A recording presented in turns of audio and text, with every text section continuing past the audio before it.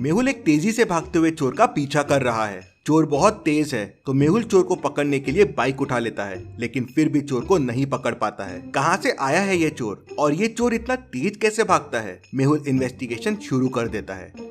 कुछ दिनों पहले 4 घरों में चोरियां हुई थी। मेहुल वह इन्वेस्टिगेशन करने पहुंच जाता है। सबसे पहले चोरी ये बीच वाले घर में हुई थी, दूसरी चोरी ये वाले घर में हुई थी, और तीसरी चोरी ये वाले घर में हुई थी, और चौथी इस घर में हुई थी। क्या आप इन घरों को देख के बता सकते हैं आपको कोई चोरी का पैटर्न मिल रहा है क्या?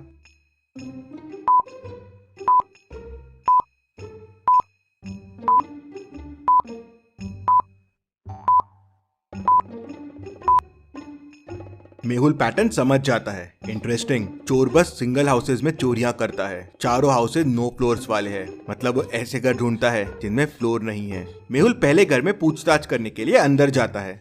मेहुल घर के ओनर राज से मिलता है। राज बताता है कि चोरी दिन के समय में हुई। मैं घर में ही था, किसी ने डोर नॉक किया। मैंने डोर खोला तो तेज हवा के जैसे कोई अंदर आया और घर में दौड़ने लगा। उसने घर की चीजें उठाई और तेजी से दौड़ते हुए घर के बाहर चला गया। वो इतना तेज था कि मैं उसकी शक्ल भी नहीं देख पाया। इंटरेस्टिंग, कोई इंसान इतना तेज कैसे भाग सकता है? फिर मेहुल बाकी घरों में भी गया जहाँ चोरियां हुई थी और एग्जैक्टली सेम ऐसा ही हुआ। मेहुल घर के नंबर्स देखता है तो पहली चोरी हाउस नंबर 2 में हुई थी, दूसरी 6 में, तीसरी 8 में और चौथी 10 में। मेहुल समझ जाता है कि अगली चोरी कहाँ होने वाली है। आप इन अगले 4 घरों को देख के मुझे बता सकते हैं अगली चोरी कहाँ होने वाली है?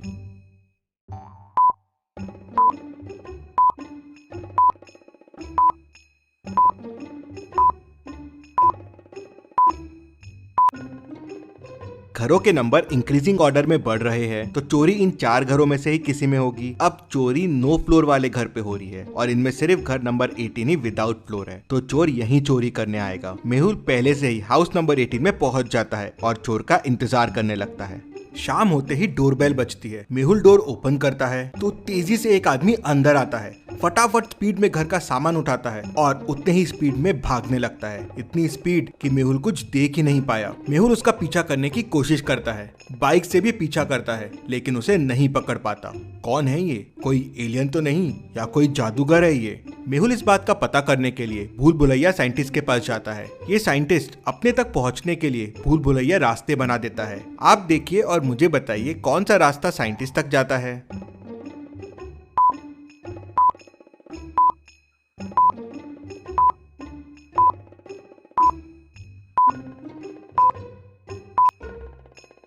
और सही रास्ता है ये जो साइंटिस्ट तक जाता है। मेहुल साइंटिस्ट तक पहुंच जाता है। साइंटिस्ट मेहुल को बताता है कि उसने तेज भागने वाले शूज बनाए थे। उसने ये इंडियन आर्मी के लिए बनाए थे, जिससे आदमी तेज भागे और दुश्मनों के छक्के छुड़ा दे, जो उसके लैब से चोरी हो गए हैं। शूज को मैंने एक लॉकर में छुपा रखा था और उसके बारे में किसी को नहीं पता था। फिर समझ में नहीं आ रहा है कि शूज चोरी कैसे हो गए। क्या आप इस लॉकर को देख के बता सकते हैं लॉकर को खोलने का कोड क्या होगा? सोचिए और मुझे आपका आंसर कमेंट करके बताइए।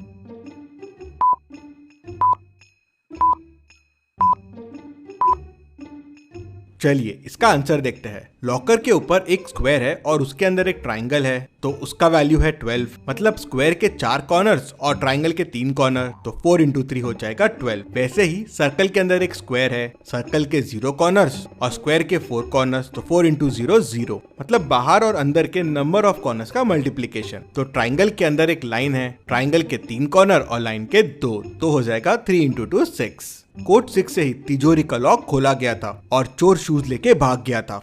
मेहुल साइंटिस्ट से पूछता है, क्या तुम श्योर हो शूज के बारे में किसी को नहीं पता था? तो साइंटिस्ट सोचता है और कहता है, मेरे 5 लैब असिस्टेंट्स को पता था, लेकिन वो तो मेरे साथ ही काम करते हैं। हाँ, लेकिन उसमें से 3 लैब असिस्टेंट नए थे और जो जूता चोरी होने के बाद से गायब है, शायद वो हो सकते हैं। मेहुल सीसीटीवी कैमरे के फुटेजेस देखता है। 3 फुटेजेस को वो बड़े ध्यान से देखता है और समझ जाता है कि किसने शूज चुराए होंगे। क्या आप इन 3 फुटेजेस को देख के बता सकते हैं कौन हो सकता है? सोचिए और मुझे आपका आंसर कमेंट करके बताइए।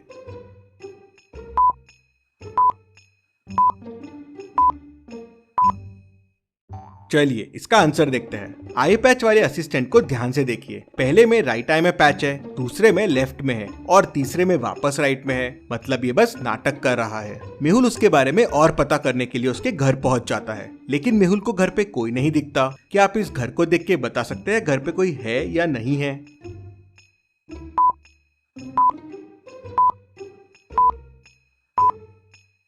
ये कैंडल क्यों जल रही है? मतलब घर में कोई है और कहीं छुपा हुआ है। मेहुल यहाँ वहाँ देखता है तो उसे पर्दे के पीछे कोई दिखता है। मेहुल धीरे धीरे उसको पकड़ने जाता है, लेकिन वो मेहुल को देख लेता है और वहाँ से तेजी से भाग जाता है, इतना तेजी से कि मेहुल उसे पकड़ ही नहीं पाता है। ये तो कंफर्म हो गया कि चोरी इसी ने की है, लेकिन इसे पकड़ा कैसे जाए? मेहुल चोरी के पैटर्न के हिसाब से नेक्स्ट घर में पहुंच जाता है और वहां चोर का इंतजार करने लगता है। अब आप पॉज कीजिए और सोचिए कैसे रोका जा सकता है इस चोर को। सोचिए और मुझे आपका आंसर कमेंट करके बताएं।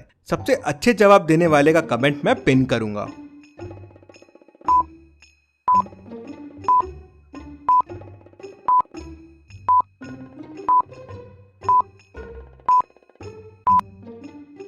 मेहुल ने रास्ते में एक रस्सी बांध दी जो पैरों से थोड़ी ऊपर थी और दिख नहीं रही थी। अब जैसे ही चोर आएगा इस रस्सी से गिर जाएगा। डोर बेल बजती है। मेहुल दरवाजा खोलता है तो हमेशा की तरह स्पीड में चोर अंदर आता है और यहाँ वहाँ सामान उठाने लगता है। तभी उसका पैर उस रस्सी से टकराता है और वो गिर जाता है। मेहुल तुरंत जम लगाता है और चोरों के पैरों से शूज निकाल लेता है। शूज खोलते ही चोर की स्पीड चले जाती है और मेहुल उसे पकड़ लेता है और जेल में बंद कर देता है। Detective Mehul rocks. इसी बात पे जल्दी से वीडियो को लाइक कर दीजिए। चलिए अगली पहेली देखते हैं।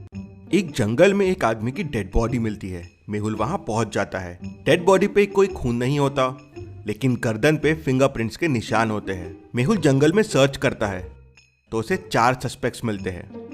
स्केलेटन: मैंने खून नहीं किया है, मैं क्या करूंगा खून करके, मुझे ना भूख लगती है ना प्यास।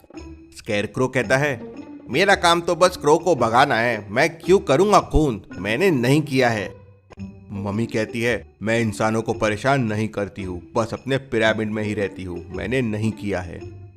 ज़ॉम्बी कहता है, मेरा पेट तो भरा था तो मैं क्यों मर्डर करूंगा, मैंने नहीं किया है। क्या आप चारों की बातें सुन बता सकते हैं मर्डर किसने किया होगा? सोचिए और मुझे आपका आंसर कमेंट करके बताइए।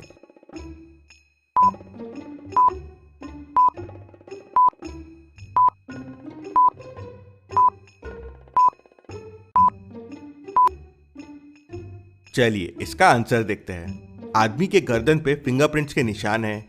अब चारों में फिंगर सिर्फ ज़ॉम्बी की है, मतलब इसी ने मर्डर किया होगा। मेहुल उसे पकड़ लेता है। चलिए अगली पहेली देखते हैं। लोकेश का उसके रूम में मर्डर हो जाता है। मर्डर करीब 4 बजे हुआ है। उसकी वाइफ डिटेक्टिव मेहुल को तुरंत फोन करके बुला लेती है।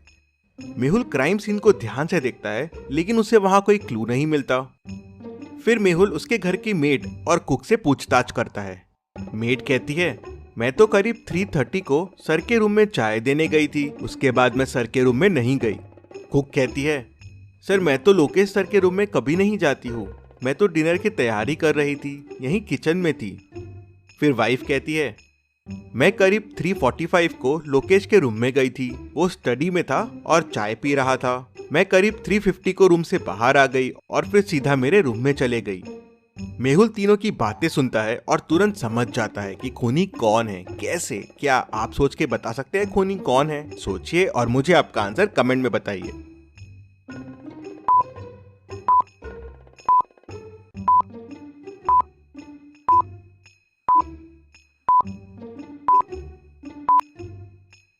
चलिए इसका आंसर देखते हैं। वाइफ जब रूम से बाहर आई थी तो करीब 3:50 हुए थे और चाय का कप रूम में ही था। लेकिन जब मर्डर हुआ तो चाय का कप रूम में नहीं था। कप रूम से सिर्फ मेड उठा सकती है और वो कप डाइनिंग पे रखा हुआ है, ठीक मेड के पीछे। मतलब मेड जब कप लेने वापस गई होगी करीब 4 बजे, तब उसने लोकेश का खून किया होगा। मेहुल उसे पकड़ लेता है। चलिए अगली पहेली देखते हैं।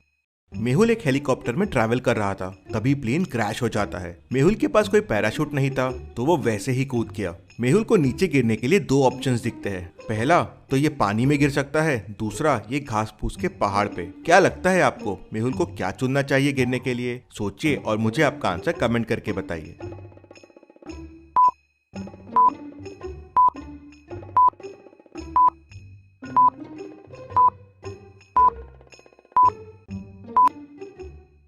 चलिए इसका आंसर देखते हैं। पानी में गिरना बिल्कुल सेफ नहीं रहेगा, इतना ज्यादा इम्पैक्ट आएगा कि मेहुल मर सकता है। घास फूस पे गिरना एकदम सेफ रहेगा, मेहुल गिरेगा और वो दब जाएगा।